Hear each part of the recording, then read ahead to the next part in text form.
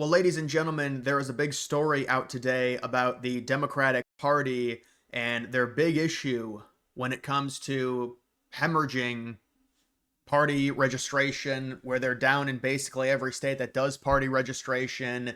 And there's data that shows in very important and critical swing states that the Democrats are going in the opposite direction and being outpaced by Republicans virtually everywhere. You can see at the bottom of this, it says, note 30 states and DC collect and report party affiliations. In every single state, it appears the Democrats, some more than others, seems like they're minusculely down in Utah, maybe minusculely down in California and Alaska. But in most of these states, take a look at Florida, they are down significantly. You can see the key in terms of how big the arrow has to be for it to be -7. Looks like they're down about 3 or 4% at least in Florida. You compare that to where Republicans are. This was the change 2020 to 2024.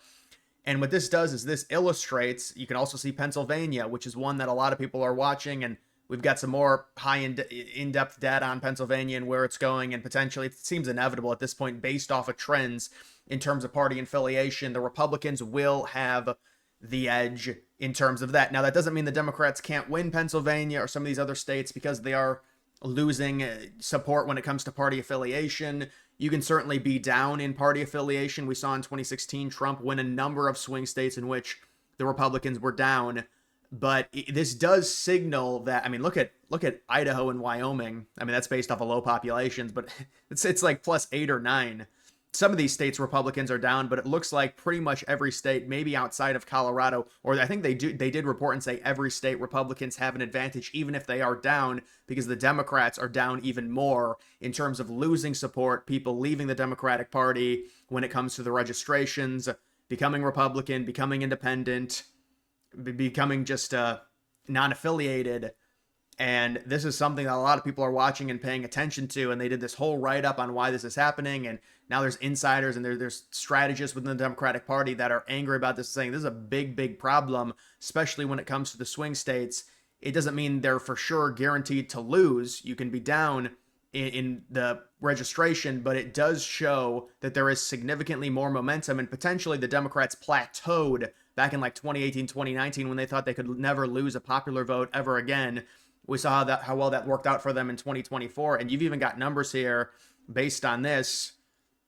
It looks like Republicans are now overall just popular vote. I believe this might be popular vote, voter registration ahead overall. Is that what this is showing?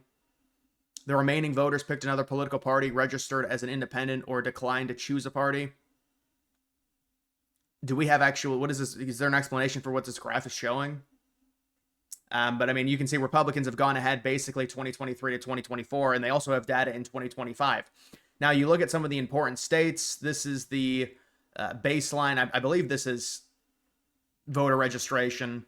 So you go to Pennsylvania. Right now, the Democrats are leading in voter registration, but you can see these were the 2024 counts. The Dems were up by about 300K. Republicans have cut into it by 100K since 2024. Changes from 2024 to where we currently are. So we're about 8 months into 2025. The Democrats have lost almost 200K in terms of voter registration in the state of Pennsylvania. The Republicans have lost 80K. So it's a difference of 100K in less than a year. And so that's why people, I mean, you wonder even for the midterms, it's probably going to be about 100K difference if these numbers continue in a state like Pennsylvania. That's the state where everyone's saying, well, what if Republicans swing Pennsylvania and make it the next Ohio or the next Florida? They've got a massive population center. Philadelphia, the surrounding suburbs, it might be a little bit harder to do that than a state like Ohio. I mean, Florida does have major cities as well. But there is the idea that if the support keeps churning for Republicans, and maybe some of these suburban areas turn more to the right, the rural areas are ridiculously right, they go even further right, kind of like they did in Ohio, you could be looking at maybe a 5 or 6 point advantage. I mean, Pennsylvania has been for the last 3 or 4, well, I guess you could argue Florida was the most important swing state in 2020 and 2016. But certainly in 2024, Pennsylvania was the most important swing state because it was a pure toss-up and it had the most electoral votes. That's as rudimentary as you can get when it comes to what's the most important state in the election. And also, as a byproduct, it's going to follow similar trends as other swing states within the Rust Belt, Remember, Ohio was part of that. They were a swing state back in 2016. People thought that Biden could win Ohio in 2020. Obama won Ohio in 2012. Trump wins it by 8 points, and then 11 points. Look at Florida. Look at the swing in Florida that we've seen. Now, Florida, there was a catalyst of DeSantis being very popular, the idea that it was open during the pandemic. A lot of Republicans moved down there, but there's a number of things that go into it. Pennsylvania, with Shapiro leading, it might be a little bit harder. So maybe it's not the exact same environment because you've got a Democrat there as governor versus what Florida had. But it's interesting to think about just based off of the fact that these trends are going in the way they're going. And I would imagine this is probably going to, you look at the voter registration, the states that do it, probably going to be pretty similar across the board. So this is North Carolina, very important. They've got a ton of independents, so it's kind of hard to read the data here. I mean, if most of the registration is independents in North Carolina, it is a big swing state. Trump won the state 3 times, all by very close margins. Looks like a 200K voter registration advantage. You can see since changes from 2024, the Dems losing about 140K, Republicans losing 50. It's about a net gain of about 95K, 90K for Republicans in terms of the changes. Independents going down by about 94K, people being taken off, or people changing party. So there is that as well in North Carolina. Let's see, what do they have with North Carolina here in comparison, just looking at that map. So they've got North Carolina down. This is a 100K difference. This represents, look at Pennsylvania. Looks like it's down about 2%. Republicans, it's up 1%. North Carolina looks like it's down about 6 or 7%. Republicans, it looks even. They're losing support in very, very important swing states. That's what this is telling me right here. You've also got Nevada and Arizona. Nevada, they're down significantly. Arizona, they're down. Republicans slightly up in Arizona. Remember, Republicans won Arizona by a very respect. That was the biggest blowout in terms of all the swing states. Arizona was. It was about a 5.5, 6-point victory for Trump. Kerry Lake barely lost to Gallego. And Nevada, they're losing significant support there. That's another swing state. And I actually want to take a look at Nevada and see what the difference is when you look at this. Dems losing around 64, Republicans. So see, it's going to be a little bit different because this is from 2024 to what it currently is. That New York Times data is 2020 to 2024. So this is different data. This is what's being reported in 2025. And normally they'll report bi-monthly when it comes to the voter registrations. So this is kind of similar. You do have the Democrats slightly with an advantage. Again, if it's very close like this, we saw the Democrats have an advantage going into the 2024 election. It doesn't matter if it's this close. But the point is there's more momentum within the GOP. Significant, especially when it comes to a lot of these important swing states, but also just nationwide. I mean, look at some of the margins we saw in New Jersey, in New York. I wonder if there's numbers on New Jersey. Take a look, see what the support is in New Jersey. So the Democrats with a significant advantage in terms of voter registration. A lot of independents in New Jersey, though. Republicans lost New Jersey by like 7 points. I mean, look at this. You're seeing. Oh no, that's independent. But you're seeing a lot of people go to the GOP in New Jersey. There's like a renewed vigor there. So they gain about 69. Let's see what the comparison is in New Jersey. Down by about maybe 1%, up by 1%. Yeah, we'll see with New Jersey. They've got a big election upcoming this year, but overall, I think what this shows is, listen, Republicans this is a serious apparatus when it comes to voter registration, and now even the political analysis within the Democratic Party, they're worried, they're freaking out, they don't know what to do. They're saying, how is this happening? And you've got New York Times doing write-ups saying this is a big problem. It doesn't mean it's, they're going to lose these states and all this, because a lot of these states are still very close in terms of voter registration. Like Pennsylvania is very close, but the point is it looks like an inevitability unless something gets bucked, a trend gets bucked by 2027, maybe at the latest. Pennsylvania, in terms of voter registration, will be Republican majority. North Carolina is trending in the right direction. I mean, these states are going to be very close no matter what in 2028 we would expect, unless something crazy happens and the administration does extremely well, and you pick Vance and the Democrats have another bad candidate, and I mean there could be a number of things that happen with the current administration. That's why it's kind of irrelevant to talk about 2028, but it seems like everyone wants to talk about 2028 now. And there's so much talk here. We're going to go to this right here. You can see Gavin Newsom shooting up. There's like this huge Gavin Newsom psyop going on. He's up to 27%. AOC's at, it's not going to be AOC. AOC's at 13%, Buttigieg is at 9%.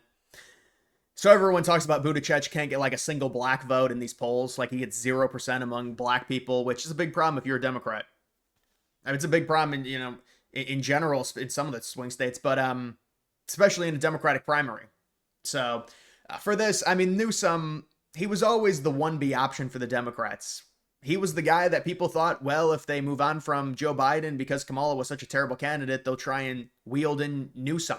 I remember doing a prediction back in July of 2024 with Newsom against Trump because we thought there was a chance that they would go with Newsom over Kamala in somehow maybe in like an open convention at the DNC. So Newsom's always been there. He had the debate with DeSantis. He's the governor of the biggest, state in the country in terms of population, in terms of GDP. California is massive. So, and Newsom, based on his political trajectory, you can understand this being his next step. I mean, they might go with Newsom just because, to me, I feel like for them, they want an outsider. They probably want someone that either has not said they're going to run yet. You could say, well, what about Wes Moore? Maybe that was kind of like, that's like the safe candidate for them is like Wes Moore from Maryland. But Newsom is like, if you had to pencil someone in right now, it would be Newsom. I feel like a lot of the Democrats want someone to come out of nowhere and take it. But there is kind of the name recognition problem with that. But to me, it's like it's just from California, based on his history, the issues that they've had, being recalled. I know it didn't go through. It's because it's a ridiculously liberal state, but he's had serious problems in terms of funding, state funding, homeless issue. I don't have to keep going on. People, they know the whole spiel. So, and also just as being considered like an elitist snob from California. How is that really going to play? A lot of the most important states are in the middle of the country. It's the Rust Belt. It's North Carolina. You could get someone from there. You could get a Gretchen Whitmer from Michigan. You could get Shapiro from Pennsylvania to be the VP. You could get Wes Moore. I mean, but he's from Maryland. I mean, I don't know. But right now, is there really a point to talking about this? It doesn't surprise me that Newsom is ahead. He was the guy that's always been the 1B option. So it's not like it's this big thing that, it's shocking. But like, are we really going to sit here and overanalyze Newsom going from 20% to 27% 3 years before the election? Like, we'll see what happens. With politics, it's probably going to change in 2 or 3 weeks. And just the narrative, like there's this narrative going around right now that people, they're going to forget about it in 3 or 4 weeks. There's going to be a new narrative. But I will say, you can just tell it's not going to be AOC. It's just not. They're not going to go with her. I'd be shocked if they went with Buttigieg. Even as VP, I'd be surprised. Shapiro, I don't know. It kind of seems like Shapiro's fallen off a little bit. It's an important swing state, Pennsylvania. It doesn't guarantee if they pick Shapiro, he's gonna win Pennsylvania. But you've got Wes Moore. So Wes Moore, I feel like, is trending up. The last time I saw this, I think Wes Moore was like at 2 or 3%. He was towards the bottom. You've got Bashir, who gets talked about. It's not going to be Harris. I don't think it'll be Whitmer. I don't think they'll choose a woman. Stewart is like an outsider candidate. Pritzker. Mark Cuban. Yeah, maybe Mark Cuban. I mean, these billionaires, they want to do something. Mark Cuban is very envious of Elon Musk and Trump. And I don't know. He said he's not going to do it. But you know how these people are with their egos. So either way, that's just the situation. The Dems are, I mean, you could take a look at some of these states. It's pretty insane. Oh, the trends are even easier. You can see GOP gain 0.58%. The current state trend is plus 1.1. Dem trend wait, what state was this? New Jersey. Yeah, I mean, listen, this is really, really good stuff. The other one I would be interested with is Arizona. So it looks like 1.6, 1.5. Yeah, Republicans are ahead in Arizona. And Republicans are slightly gaining. Doesn't look like there's a lot of change there. Around 30K advantage in Arizona. But Arizona is a state you could talk about. I mean, we'd have to get polls to confirm it. But you could talk about maybe moving from the pure swing state, the pure purple, to maybe a light shade of red going into 2028, to where if we start getting polls, just for example, Vance +5, Vance +7, Vance +3, Vance +4, you've got like a composite 4 +4.5 +5 for Vance. some of those polls against whoever the Democratic candidate is, you can start saying that's a lean Republican based off of the 2024 election. I mean, look at what happened to Ohio in 2016, a shocking 8-point win, and then people said, oh, wait, no, it's still a swing state in 2020. 8-point win again. Then we knew it wasn't a swing state in 2024. Look what happened to Florida. Pure swing state 2016, 2020, about a 3-point win, and then 2024 was a huge victory. I mean, you could get Arizona 7, 8, 9-point win in 2028, depending on trends. So, and then I know people also talk about like I don't see Virginia. I'd be shocked with Virginia. There's too much of that Northern Virginia area that those people commute to DC. It's very liberal, very, very liberal. And so Virginia, Minnesota, I'm not optimistic. Really, I'm not optimistic about New Jersey either. Although New Jersey, I think, could be competitive. You force the Democrats to spend resources in New Jersey. That's the goal. And they're going to have to. I mean, it's a 6 for 7-point win for Harris. I mean, it was a very bad environment for them, considering how bad Harris did in basically every state. Even you look at New York as well. New York might get a little bit closer, especially if Mondani gets elected. I don't think it's not going to swing to the Republican in 2028. There's no chance, but it could get a little bit closer. Like it got a lot closer in 2024. So we'll have to see, but even you've got New York Times coming out with stories saying this is basically everywhere, in every state that counts, that collects the party affiliation, the voter registration, the Democrats are doing worse than the Republicans. Yeah, sure, some states they're on the right. You can see the Republican registration is going down, but the Democratic registration is going down by more. I think that's the point. And so this is a really bad situation for them. It's not doomsday because voter registration isn't everything, but it does show the trend in the overall momentum of a political party. And you see Pennsylvania, I mean, Republicans win it by 2.5 points.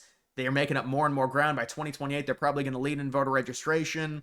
Doesn't mean they're guaranteed to win the state because it's still very close in terms of the registration. If they had like a 7 or 8 point lead in terms of that, yeah, they'd win the state probably. But it shows that there's momentum. And imagine, I mean, think about the electoral math that's changed where Ohio and Florida now, those are Republican states. The liberals don't have a chance. Liberals had, you remember 2016, 2020, how miserable those elections were in terms of predicting them because liberals had about 40 paths, Republicans had about 2. Now, if you've got a safe Florida, which is what, 30, 31 electoral votes, you've got a safe Ohio, another 15, 16 electoral votes, maybe trending to maybe a safe Arizona. You've taken away swing states, and now you've opened yourself up significantly, and now maybe you're talking about, I mean, at that point, you get Pennsylvania. We're talking about Pennsylvania being the next Ohio, the Pennsylvania being the next Florida. It's over at that point in terms of the electoral math, getting to 270 for Republicans. And I mean, I'm not saying that's going to happen, but I'm just saying you can understand the math it's just so much better for Republicans now because they've been able to take Ohio, Florida. You're starting to maybe see a swing in Arizona. We'll see what happens in 28 with some. We'll see what happens in some of these polls in Arizona. The state elections are a lot more liberal. But this will be an interesting developments to see with this voter registration, the way in which it's going. Either way, guys, that is going to do it for this video. Make sure you like the video down below. Also follow me on X. Link to that's always in the description.